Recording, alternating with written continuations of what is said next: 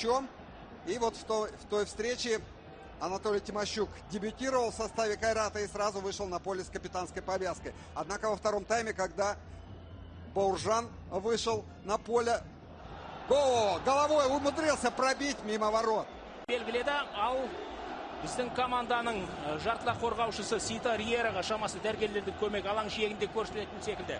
Ситаның жағдайына сәл кейінірек алаңдаймыз. Қазір нүктеге келген Бауыржанға сәттілік тілек. Сонымен Бауыржан Исламхан және гол! Алматылық Қайрат 1-0 есебімен алды және бұл кездесуде Бауыржан Исламхан өз командасына есептегі басымдықты сыйлады. На втором этаже выиграл мяч. Гоу Исламханом отыгрался. Бауыржан будет налево. Да. И сходу Маркович. Нет, отдавал пас на Жерара Гоу. Момент он не сумел выйти и в 99 году вновь снялся. Уже по ходу чемпионата. А в конце 2011 года бизнесмен Баграт Новоян решил возродить клуб. Пытался он осуществить покупки.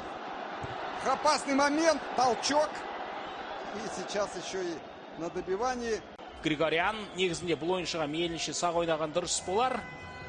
Ескерту қағазын алды.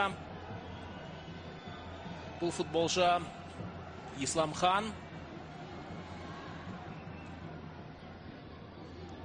Қуантаев, Исламхан тамаша ашылды. Исламхан әріптесіне қайтара пас. Риера алса бағытталған соққы. Демек, екі команданың жаттықтырушысында қазірше осы алаңдағы ойыншылардың ойын сапасы қанағаттандырады деген сөз.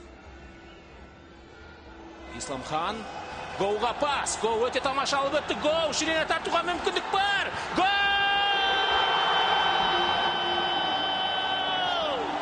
Алматылық Қайрат 2-0 есебімен алды. Міне біз ивуарлық шабуылшылардың осындай кереметті күткен болып.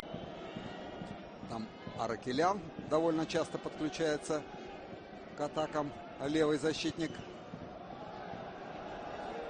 Исламхан налево. Куантаев идет вперед. Гоу ждет передачи. Нет, он отыгрывается с Риерой. Отличный пас. Удар. И 3-0. Комбинация на заглядение.